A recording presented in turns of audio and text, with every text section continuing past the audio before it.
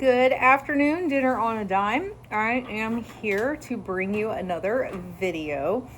Sorry, my name is Misty if you're new here. If you are new here, welcome to the channel. If you are returning, welcome back. We're going to have some more fun today. Today's topic, I guess, could be a controversial one. Some people are very against what I'm going to talk about today, and some people are very for what I'm going to talk about today. So buckle up. This could be a good one, okay? I'm going to talk about 5 easy ways that you can start to use AI in your kitchen. Okay, this is a fun video for me because I have started to utilize some of these things in my kitchen and in my planning, and I enjoy using them. So I am going to share them with you. If you are very anti-AI, I get it. Okay, I really do. I totally understand. And so if this isn't the video for you, I understand that as well. If you will even just let it play in the background to give me views, I will much appreciate it. But for those of you that are here for it or want to know what the basic AI tools are that I'm going to give you, stick around. We'll have some fun for it. I am recording this video for you in the beginning of the 3rd week of November. I'm not sure exactly when you'll see it yet because I'm kind of plotting out my recording schedule. I'm recording when I have time. I get them uploaded, and that way I can always move videos where I want them. So you may not see it right away is what I'm saying. And that's because I'm just having to do things as I find time for them. But it's the 3rd week of November. I live in Texas, and it is 84 degrees outside and it is hot, and sitting in the sun it is very hot. So that's a lot of fun for those of you that are getting your first snow that I see online. I'm so jealous. I wish it would snow here, but anyways, that's beside the point. Okay, 5 easy, I'm talking easy ways to utilize AI in your kitchen in 2025. Okay, so number 1, recipes and meal planning. Okay, we have talked about on this channel how to meal plan, and for some people that is a very hard thing to do. It is a very hard skill to do. It is hard for them to think about what they have and what recipes they can make for it. There's just a lot of kind of, I don't want to say resentment towards doing it. It's just kind of just, they don't, like, they're reluctant. There's the word I'm looking for. Reluctant to meal plan and figure out recipe ideas that they can do. Here's where AI can help you. You can scan all of your ingredients, okay, into an app.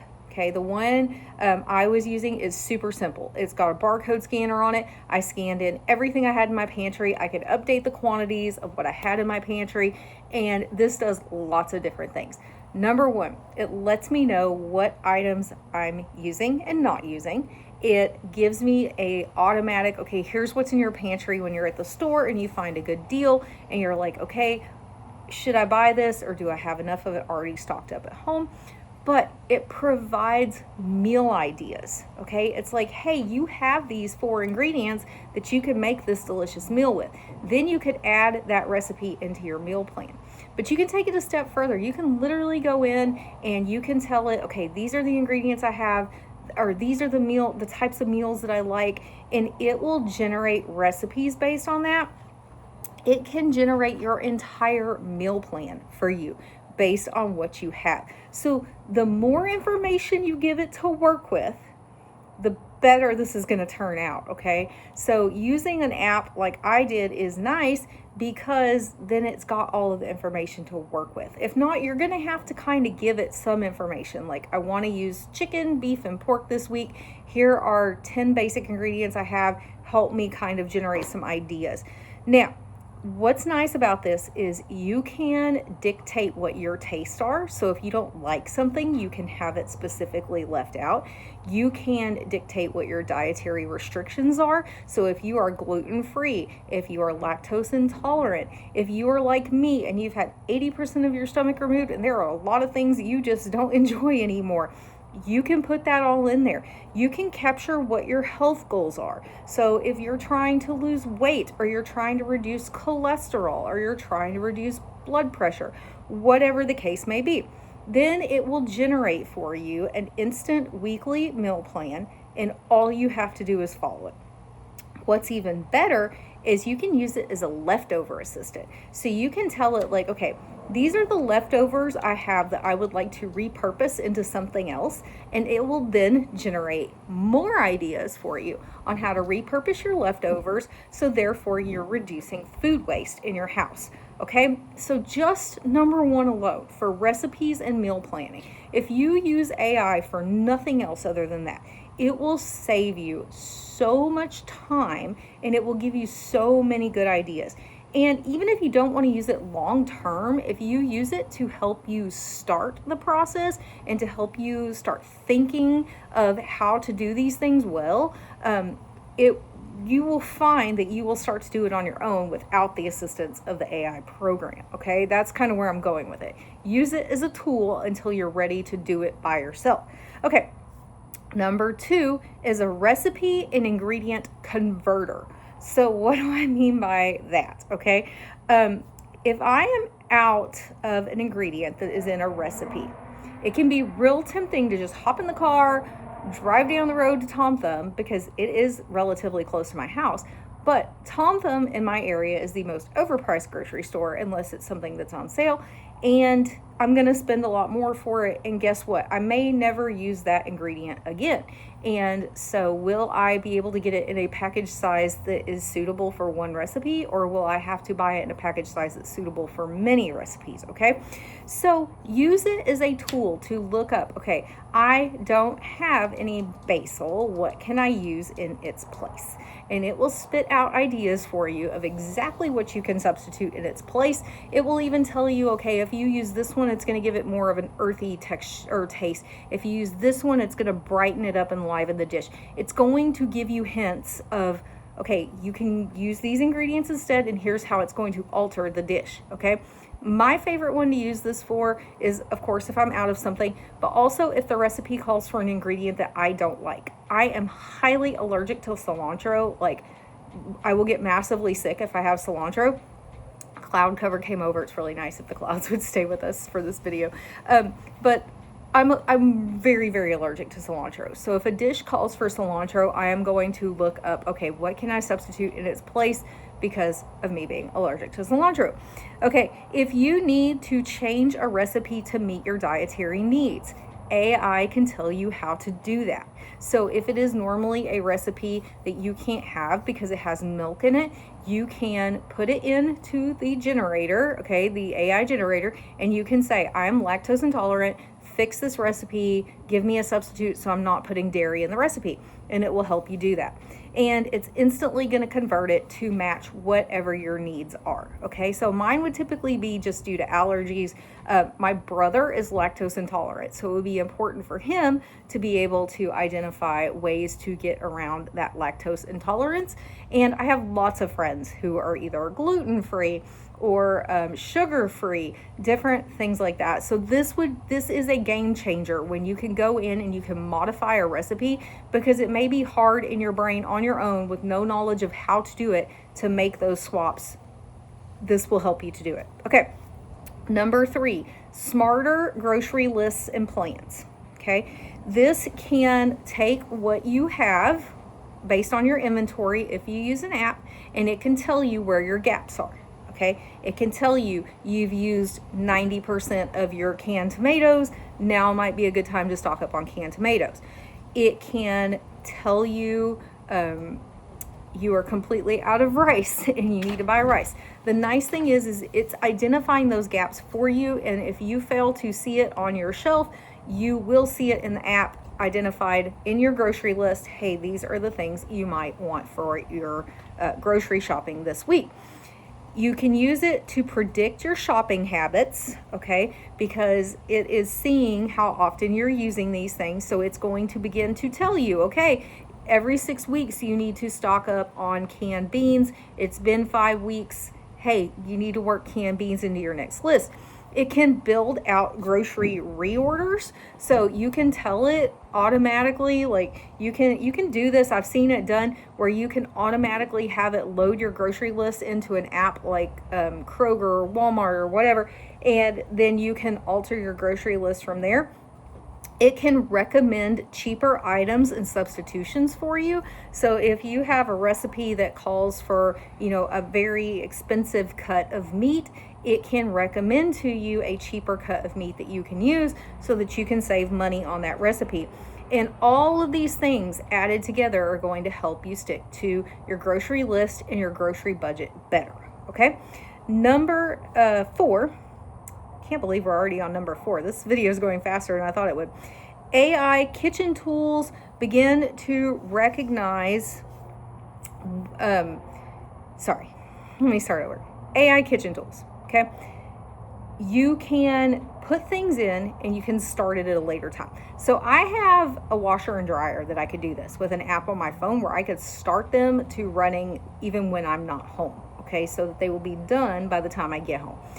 There are crock pots and things that you can get that will do this. I do not have any of those. If you do have those, I would love to know, how does it work? Do you love it? Do you hate it? And why? I've seen crock pots too where you can program them to start at a later time. How does that work out for you? I'm interested to know how that works out for you. But it will help you know when you need to start your items in order to have it done. You can use like the thermometers that are external so that you can see the temperature, what the cook times are. There are apps for that as well, so that your thermometer goes to an app that you can see even when you're not with the items. They require minimal input from the user. You can learn to make things that are maybe not the way you like them. So for me, I'm a steak girl who likes my steak medium well, okay? So I'm not versed well on cooking steaks for other people who want them different temperatures. So using an AI tool where I can have that temp visible, like if I run in the house or something, that can show me that, hey, you need to get back outside because the steak's almost done to the temp that your cousin wants it or whatever, that would be good to do. So I'm talking about things like smart timers, delayed start, temperature cooking via smart apps. Those are the type of things that I'm talking about in this section. And so I would be interested to hear what tools you're using in your house. I am still kind of old school. I don't have a lot of this type of stuff, but like I said, starting to get a little bit of it with the washer and dryer. I can delay start my dishwasher if I want to. But as far as my cooking tools, I don't have a lot of these. So I would be interested in knowing what you have and how well you like it, because I am interested in doing some of that. My favorite would be a crock pot that I could monitor and start it during the day when I'm at work, and then monitor the temperature on it remotely so that when it reaches the temperature I'm happy with, I can shut it off or stick it to warm or whatever I want to do with it. Because that's my biggest complaint with crock pot cooking, is the fact that if I do start it in the morning, even on low, by the time I get home, it's way overcooked. And so I would love like a smart crock pot. Okay, so number 5 is recipe scaling. Okay, let AI help you to scale your recipes. If you have was typically a recipe for 4, okay, we're gonna go with recipe for 4 because that's what I focus on this channel, because I have a family of 4. But you need to scale it to 2 because it's only 2 of you at home. You can do that with AI. Or if you need to scale it up, so you're a family of 8, okay, you can scale it up. You can say, this is how much was used for a family of 4, scale it up for a family of 8, okay?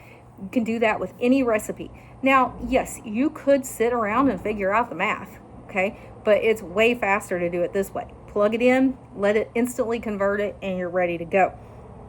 Now, the nice thing with this is you can also rely on AI to help eliminate waste by basically telling it, okay, we always have too much when I cook this recipe, scale it back by 1/3. It's automatically going to do the math for you. It's going to tell you, okay, if you want to make 1/3 less because that's how much you usually have for recipes, or for leftovers, then here's how you modify your recipe. Now, another thing you can use is a smart scale.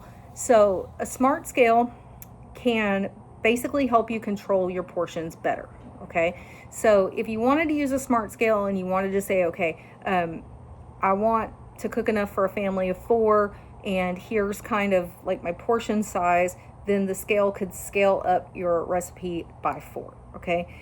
That one's a little different. I haven't used the smart scale system yet. I just have a digital scale, and I really don't even use it for cooking.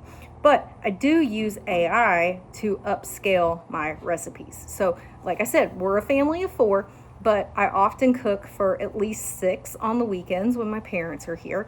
I will cook for kids' friends who come over, whatever the case may be. When my husband has coworkers come into town, often we just eat at our house and we invite them over and they come hang out and eat with us. And so I am really good about taking, what I normally make for 4 and scaling it up to feed however many people we need to feed. Okay? And I utilize AI to do that. All right, so that is 5 easy ways that you can utilize AI in your kitchen in 2025. So leave in the comments what your favorite way of using AI is in your kitchen. Okay, do you have a favorite way of using AI? Do you completely avoid AI? What would be your dream way to use it if you could find a way to use it for it? Okay, I'm curious about that. So give me a like, subscribe to the channel, stick around for more fun, ring the notification bell. It will notify you when new content is posted. And I do appreciate you guys being here and sticking with me. I'm enjoying growing this channel for you guys.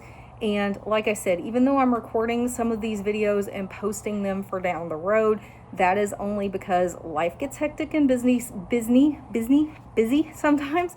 And sometimes it's nice to have a few things already filmed, canned, and down, edited online and everything ready to go for you guys at the drop of a hat. That way, when life gets too busy or hectic, I can launch one of those videos at you. So that's why this one may be a little delayed. And it's not going anywhere. AI is not going anywhere, right? So, all right, I will see you guys in the next video. Have a good one. Bye.